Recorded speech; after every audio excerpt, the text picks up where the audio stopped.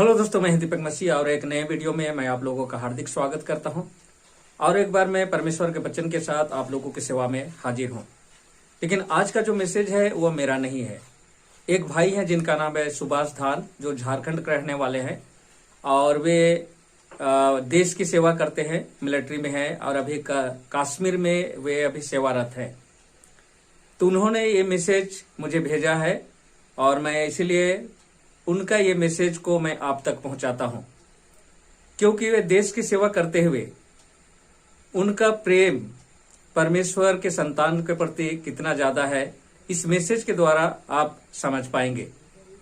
तो उनसे मेरा मुलाकात हुआ है यूट्यूब के माध्यम से। मेरा यूट्यूब चैनल के वे सब्सक्राइबर है और इस तरह से उनके साथ हमारी दोस्ती हुई और वे बहुत ही सीरियस है अपने उद्धार, अपने परिवार और अपने दोस्तों, अपने रिश्तेदारों, सबके उद्धार के लिए बहुत ही सीरियस है और वे चाहते हैं कि सबके सब बाइबल की सच्चाई को जाने। तो चलिए, मैं उनका जो मैसेज दिया है मैं उनको लाइन बाय लाइन पढ़ता हूँ और उन्होंने बहुत ही अच्छा ये मैसेज हम मसीह भाई बहनों के लिए बनाया है। और उनका आज का मैसेज का जो विषय है वह है चुनाव करना। और सुभाष भाई अपने इस मैसेज में लिखते हैं, जय मसीह की। आगे लिखते हैं, मेरे प्रिय दोस्तों, जैसा कि हम जानते हैं कि परमेश्वर पिता कभी भी किसी का साथ जबरदस्ती नहीं करता, क्योंकि वह हमसे अद्भुत प्रेम करता है। इसलिए परमेश्वर ने हम सब को चुनाव करने का छूट दे रखा है। बिल्कुल सही बात भाई, हम सभी को ये चुनाव करने का फ्रीडम परमेश्वर ने दिया है। आगे लिखते हैं, हमारे पास सही और गलत को चुनने का अधिकार है और इसलिए आज ज्यादातर विश्वासीगण चुनाव करने में गलत निर्णय ले रहे हैं। जब परमेश्वर ने अदन की वाटिका को बनाया, उसमें उसने आदम और हवा को फ्रीडम दिया और इसी के वजह से उन्होंने गलत चुनाव किया और पाप में फंस गए।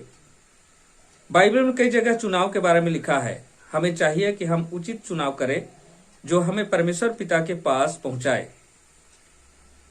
आइए हम बाइबल के एक वचन को देखते हैं जो यहोशू 24:15 में लिखा है, और यदि यहोवा की सेवा करनी तुम्हें बुरी लगे तो आज चुन लो कि तुम किसकी सेवा करोगे, चाहे उन देवताओं की जिनकी सेवा तुम्हारे पुरखा महानद के उस पार करते थे, और चाहे अमीरियों के देवताओं की सेवा करो जिनके देश में तुम रहते हो। परंतु मैं तो अपने घराने समेत यहोवा की सेवा नित्य करूंगा।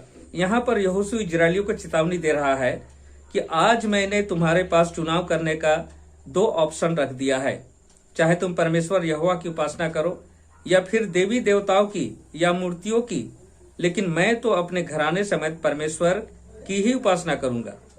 क्योंकि वह जानता था कि आगे चलकर इजरायली लोग उस जीवित और सच्चे परमेश्वर की आराधना और उपासना न करके मूर्तियों की पूजा करेंगे, इसलिए उन्हें चेतावनी देता है। जी हाँ मेरे प्रिय लोगों, इस संसार में चुनाव करना बहुत ही कठिन होता है। आज भी अधिकतर लोग सांसारिक वस्तुओं को, सुख सुविधाओं को ही चुनते हैं और प्रभु के मार्ग को नहीं चुनते हैं, क्योंकि शारीरिक सुख, सुख विलास और सांसारिक वस्तुएं ज्यादा आकर्षण लगती है और हम उनके गुलाम हो जाते हैं। चाहे मोबाइल हो, चाहे टेलीविजन हो, चाहे कोई और चीज वस्तु जिनको हम हद से ज्यादा चाहते हैं, सब मूर्त ही तो है। आज लोग अप्रत्यक्ष रूप से देवताओं की पूजा कर रहे हैं। क्रोध के देवता की, ईर्ष्या और जलन की देवता की, घमंड के देवता की और धन के देवता की उपासना कर रहे हैं। इसी तरह से मूसा ने भी व्यवस्था विवरण 30:19 पद में जो लिखा है, इजरायलियों के लिए यह चेतावनी था, जहां पर लिखा है, मैं आज आकाश और पृथ्वी दोनों को तुम्हारे सामने इस बात की साक्षी बनाता हूं कि मैंने जीवन और मरण, आशीष और शाप तुम्हारे आगे रखा है। इसलिए तू जीवन ही को अपना ले कि तू और तेरा वंश दोनों जीवित रहे। क्या आप जानते हैं, यही मूसा फिरौन का उत्तराधिकारी हो सकता था, क्योंकि उसका पालने वाली फिरौन की बेटी थी। इब्रानियों की पुस्तक में लिखा है कि उसने राजघराने को और फिरौन बनने को नहीं चुना, बल्कि अनंत जीवन के लिए उसने परमेश्वर को चुना और दुख उठाना उसे अच्छा लगा। यिर्मयाह नबी ने भी अपने पुस्तक में चुनाव करने के विषय में कहा है, और इस प्रजा के लोगों से कह कि यहोवा यूं कहता है, देखो मैं तुम्हारे सामने जीवन का मार्ग और मृत्यु का मार्ग भी बताता हूं, जो यिर्मयाह की पुस्तक 21 अध्याय का 8 पद में लिखा है। प्रभु यीशु मसीह ने कहा, जो कोई मेरे पीछे होना चाहे वह अपना क्रूस उठा ले, और ऐसी बातों को सुनकर उसके कई चेले पीछे लौट गए। जैसा कि हम जानते हैं, जब एक जवान यीशु के पास आया और उसने कहा, अनंत जीवन के लिए मैं क्या करूं? तब यीशु ने उसे कहा, सब कुछ अपना बेचकर मेरे पीछे हो ले, तुम्हें स्वर्ग में धन मिलेगा। तो वह जवान बहुत ही दुखी हुआ और वापस चला गया, क्योंकि वह बहुत धनी था। मेरे दोस्तों, आज विश्वासी लोग धन से बहुत प्यार करते हैं और प्रभु यीशु के पीछे इसलिए आते हैं कि वे धनवान हो जाए, उनको नौकरी मिल जाए, उनको चंगाई और छुटकारा मिल जाए, उनको प्रतिष्ठा मिलेगी। जी हाँ, पर वे अनंत जीवन के लिए प्रभु के पास नहीं आते।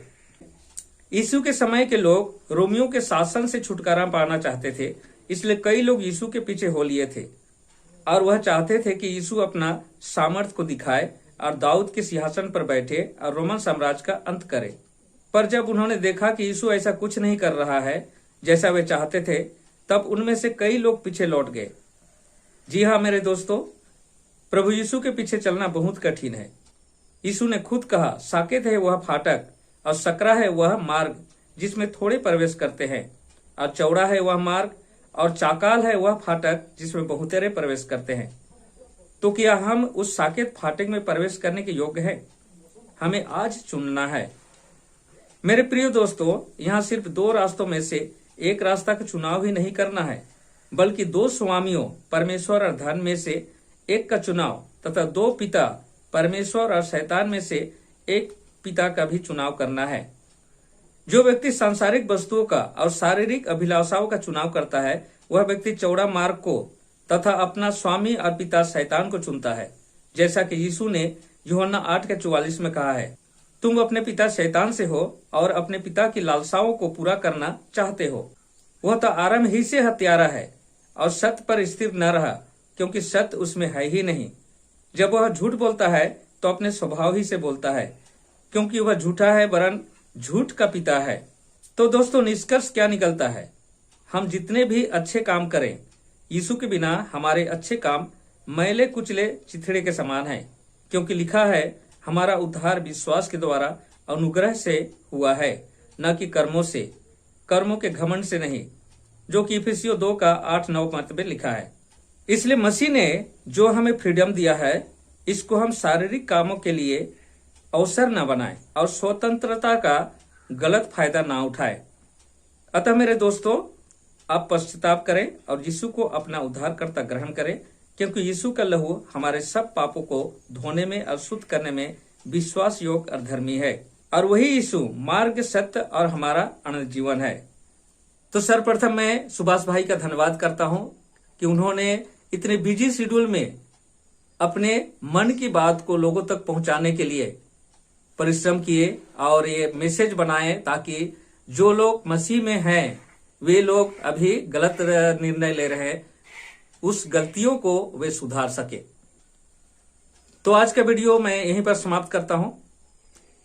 मिलता हूं अगले वीडियो में। तब तक परमेश्वर के आशीषों का आनंद उठाइए। परमेश्वर आप लोगों के साथ हो। धन्यवाद।